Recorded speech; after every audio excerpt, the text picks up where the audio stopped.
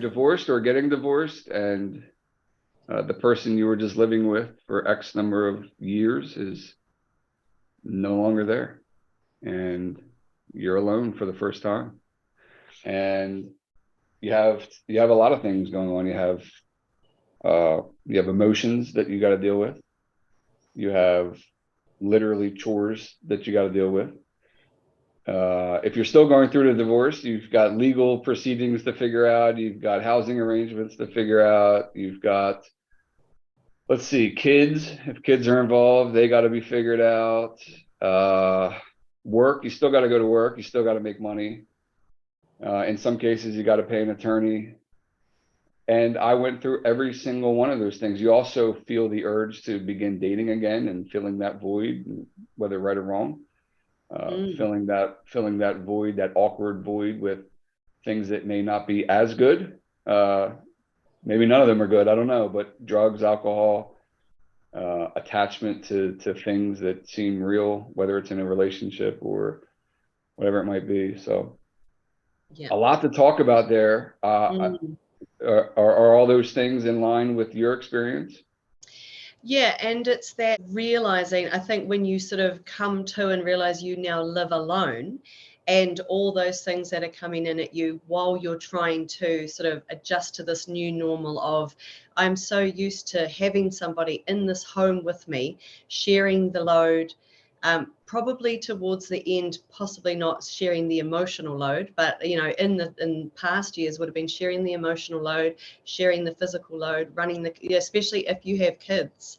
It is huge to go from having a person right there to do half of it to gone, and now it's all up to you. And so I wanted to also just start with a little bit of a disclaimer that some of the things we may talk about may sound a little bit sexist, because we're going to talk about gender roles and how we both sort of found that to be like a massive shock, because you being a husband and me being a wife, it was like you were now the sole person who ran the home.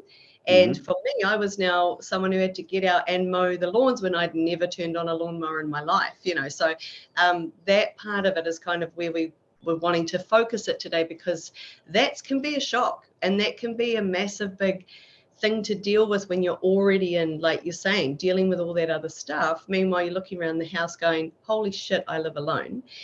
And so let's just sort of talk about how long, because you had said that you had never lived alone. I had lived alone in the past, as a single woman, but had you ever lived alone? No. So I moved out, or was pushed out of my mom's house when I was I don't know, senior year of high school, maybe a year after, so 18-ish years old, and did the couch hopping thing for a few years. And I was never in what I would consider my home, where I am in the position where I am today, where I'm the only name on the mortgage and responsible for all the bills getting paid, and all the challenges that come with home ownership. So you throw that on top of going through a divorce and the emotional turmoil and financial turmoil and all that other kind of stuff. Yeah. It's a lot at once, for sure. Yeah. And you also said you'd never really, so running a household, it's like, let's talk about running a household. So we realized, both of us, we had a brief chat, that without even realizing it, you fall into these roles without even kind of knowing it. So, and that half and half. So I think it's pretty common, I'm not going to say it's across the board, but for the men to do most of the outside stuff, like maintaining the home, or like we were talking about taking out the trash and stuff like that, mowing the lawns, and the woman will generally run, the inside. So how did that go for you when you realized, oh my gosh, now I've got to do, what were you saying, vacuuming and laundry? I mean, let's just go there. Like, so there you are with a vacuum in your hand. Yeah. I can tell you the scariest moment, and I'm getting chills just thinking about this. Oh, But yeah. to the dads out there of daughters, they Yeah. will understand this, and maybe even the mothers of daughters. I have two daughters. They're 7 and 10 now, so this was a couple years ago. But the trauma of trying to do their laundry and to keep that organized, what a shock to my system. What a reality check. And that's just one. I mean, there's so many of those kinds of things. It's learning to do so many things. That's what it is. It's like this massive learning curve and it doesn't just gradually happen. It happens like boom, now you are responsible for both. And I really like your story then about the laundry. It sounds almost comical, there you are struggling under the laundry, and yet that is actually the reality. And like you say, it's only one little thing. But there were just certain things I just never really had to think about. And all of a sudden, I had to think about every single one of them. And exhaustion and overwhelm becomes very real when you're trying to do everything. And this is quite a big house, in terms of outside maintenance. So I've had to really jump in, and I was kind of wanting to talk about that for any mums out there, divorced women who are now having to do this. But the one thing that I did enjoy about is, one, how much I have learned and how much confidence I have and how I've surprised myself with the things that I've been able to do. So this whole office I renovated on my own. That feeling of confidence and resilience has been good for me in other ways of my life. So I'm like, if I can do that, well, what else can I do? So that's been a good flow-on effect. And as you were saying about the girls now doing their own laundry and stuff, it's like, look at the life skills they are learning, setting them up for later and all that. So I think it's positive, even though you do have to manage that first. Sometimes I feel overwhelmed. Sometimes I just want to rip my hair out and I'm like, why is there so much shit to do all the time? And it never ends and it's double the work. How do you feel now that you see yourself as a father of two girls, running the house inside and out and parenting, single parenting? The first thing I think about is the point you made about learning. So if I can learn how to cut the grass, there's nothing physically stopping you or any other mom out there from learning how to turn on a lawnmower and push a lawnmower if you want, or for me to learn how to put away 7-year-old girls' clothes. I just have to be patient, which is a challenge. Yeah. For a dad of 2 daughters going through a divorce. There's not a whole lot of that left over, but you got to find some of it. And you also have to find the patience to also teach them how to do it on their own, because you know that this is not something you want to do forever. Yeah. It has to stop at some point. And so you're learning, and be patient with yourself. Now, today, I know every square inch of this entire property, the house, the outside of the house, and there is nothing I can't do. I can do the laundry, I can do the dishes, I can take the trash out, I can cut the grass, I can take the kids to school, I can pick them up from school. I do these things every single day.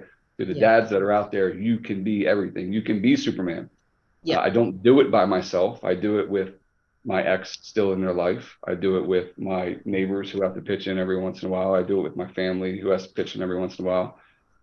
It's sort of a metaphor for life where, you might stumble in the beginning and you got to figure things out. And you have to ask for help when you need it. That's really important. How did you go with asking for help when you needed it? Such a hard thing to do, isn't it? Yeah. The ego and the pride of, I'm a man, I can do this.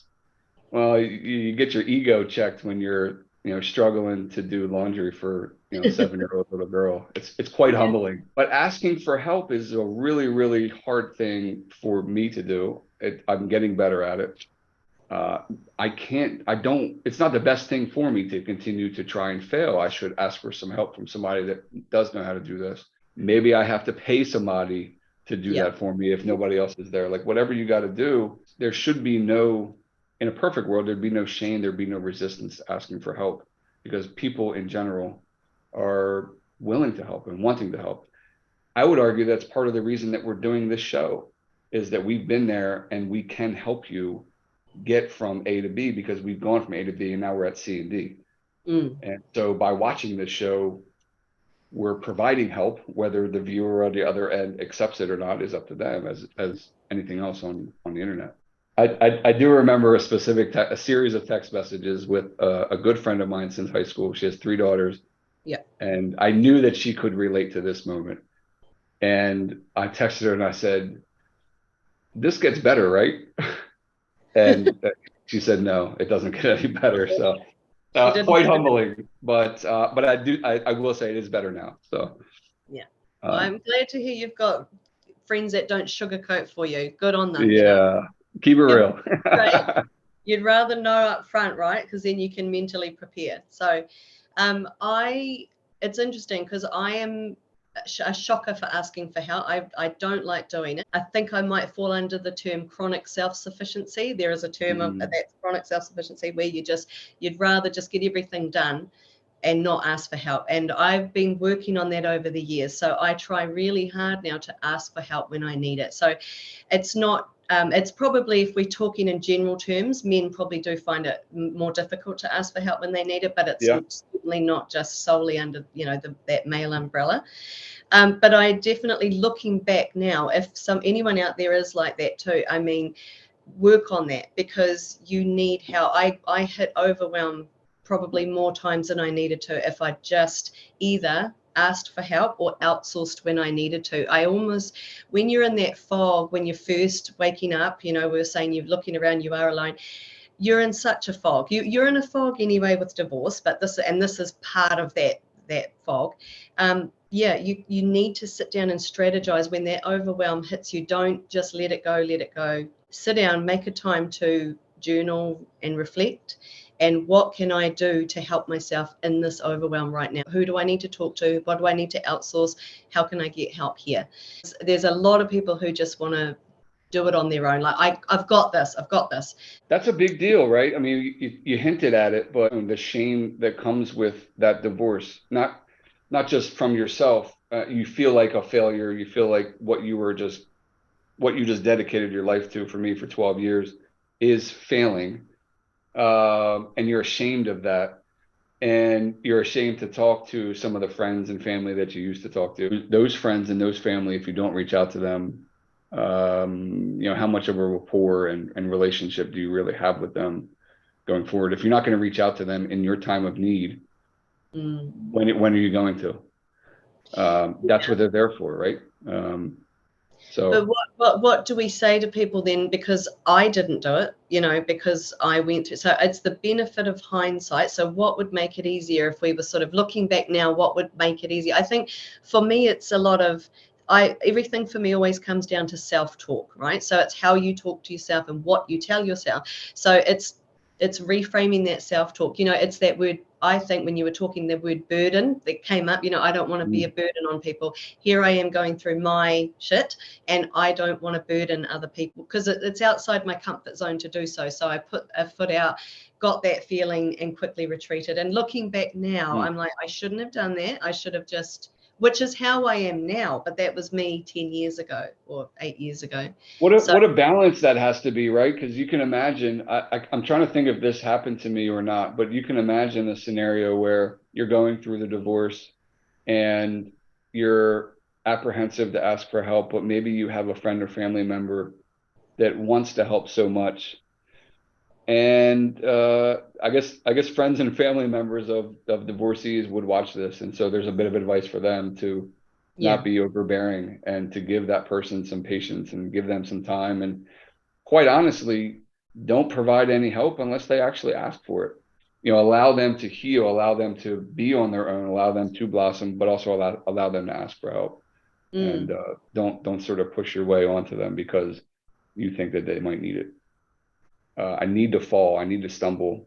yeah. So it's equally important to be able to speak up and ask for help, but it's also equally important to say, I need a break. Yeah, that balance between reaching out and also, learning to do it on your own, because part of you understands this is it now. Even if you are in a little bit of denial to begin with, there's always your inner voice that knows, okay, I actually have to get this together.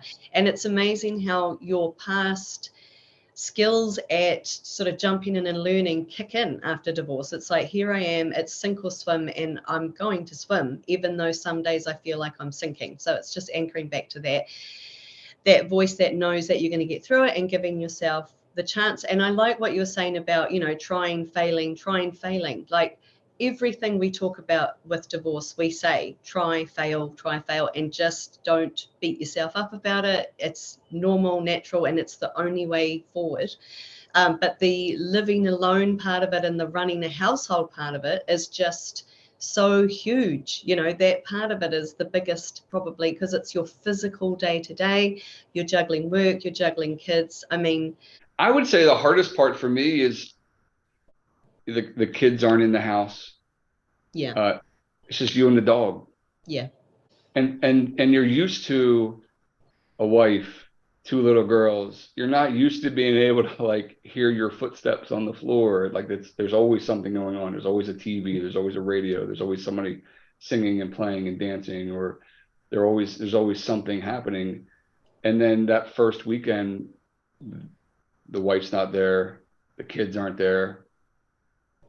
Where'd everybody go? And Mm, reality starts to set in of like, this is different. yeah. What do I do now?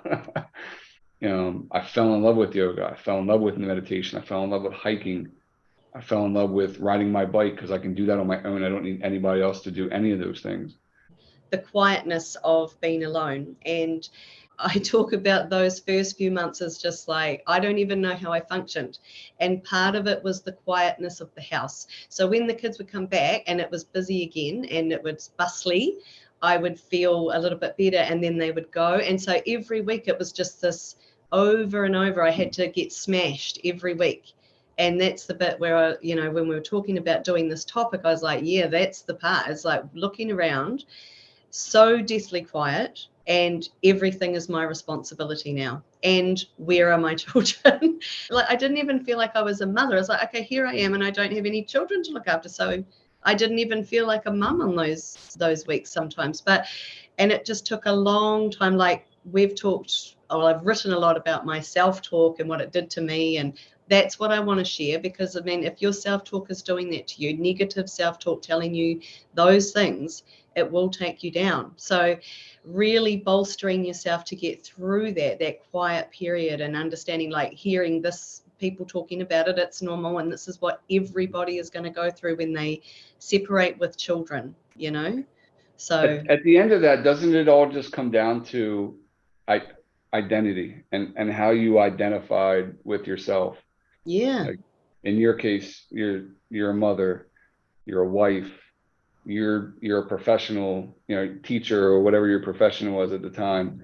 You're all these things that you identified with yourself, and now all of a sudden that identity is shattered in a lot of ways. Mm, This illusion of a perfect house, perfect family, perfect relationship, all these things that we probably, I'll speak for myself, that I identified with, of like, I'm successful in my career. I got the big house, I got the kids, I got the great relationship, the wife, we're traveling all the time.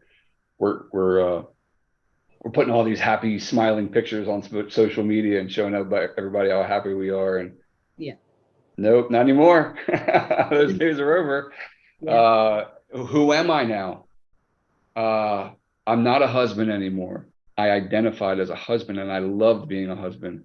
Mm, I promised that little boy when I was 6 years old that I was going to be a good husband and a good dad and all those things. And I'm not that anymore. And so what am I?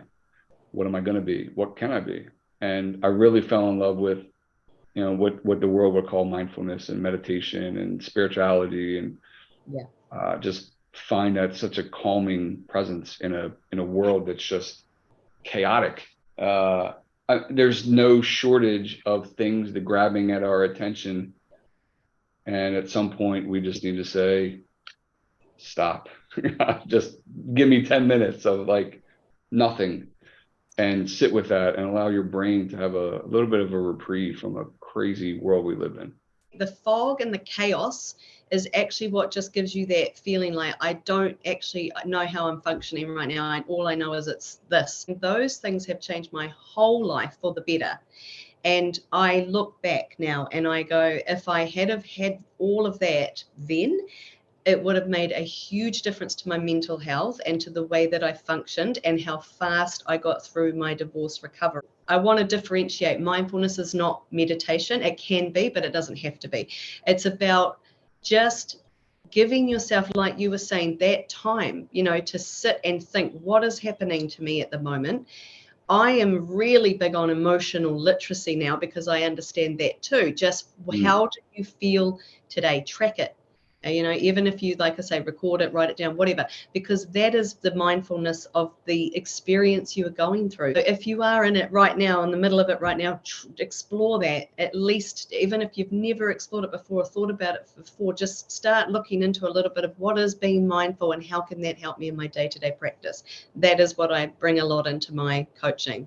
Yeah. I have two quote. I have a whiteboard right here next to me, and I've had one quote on there since I installed it 3 years ago, which is probably less relevant to this topic, but it's better to be a warrior in a garden than a gardener in a war. Yeah. And so for me, that was like, all right, I can be who I am and still have this soft, maybe it doesn't relate to mindfulness, a softer, more feminine side that people consider mindfulness. I don't consider it that way, but I think a lot of people that don't practice probably look at people like me and say, all right, I don't know if I can do all that kind of stuff, but that's fine.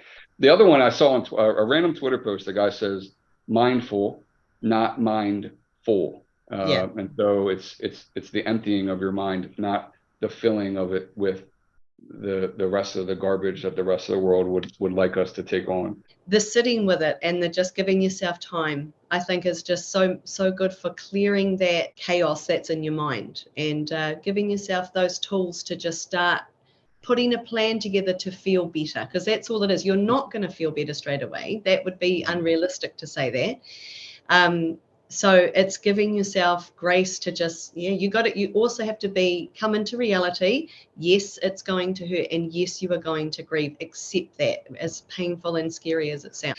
We're not saying it would happen straight away. You'll probably have that time where you just need to distract. It's almost like you're preparing for reality. So what you have to go, and like you were saying, like, yep, you went into a relationship a month after, and looking back, you probably would give yourself a little bit more time. But the lessons, you said you're grateful, and you would have got lessons out of that. So also just take things as lessons, even if you come out of them and go, I would do that differently. Always looking for the lessons, and that's also part of being mindful. I'm and I know you are too, a big proponent of meditation. And the reason is it costs you nothing. You're not going to have a hangover tomorrow if you go and meditate. It's not like going out and partying. It doesn't require anyone else. It's the opposite of all those things. It requires you to say, okay, I am important enough that I'm going to give myself 5, 10, 20, whatever, however long you're going to give yourself, as often as you need to. It's an on-demand drug. It's an on-demand way of rewiring your brain in a very healthy way, Yeah. to just reset. And the roller coaster of emotions that you feel on every single day going through a divorce, for me, it's every single day of interacting with your ex, attorneys, real estate professionals, kids and teachers and friends and family. It's nonstop. Like, shut it down. Give yourself 10 minutes every single day. If you've never meditated and you don't know how, send us a comment, send us a message. We're both here to help. I've got a gazillion links. I can point you in the right direction. But literally, it's cheaper than golf. It's cheaper than alcohol. There's no hangover tomorrow. You don't need anybody else to do it. And you can do it from the comforts of your own home. So when you're sitting with that loneliness and you're sitting with all these other emotions that you're going through, like, really, really dig deep into it and understand where they're coming from. And meditation is a great way of balancing those emotions so they're not too high and too low. Yeah, exactly. So whilst it is kind of confronting at times to just decide I'm going to sit and feel this, ironically, meditation does help to bring down that sort of intensity when it is overwhelming. If you just Absolutely agree with that. Yeah. make the space for the feelings, you can move through them faster. 3 simple things. Yeah. Breathe. Take a breath. You're feeling that anxiety. You're feeling the roller coaster of emotions on a daily basis. Breathe. Just breathe. Yeah. And relax. And be patient.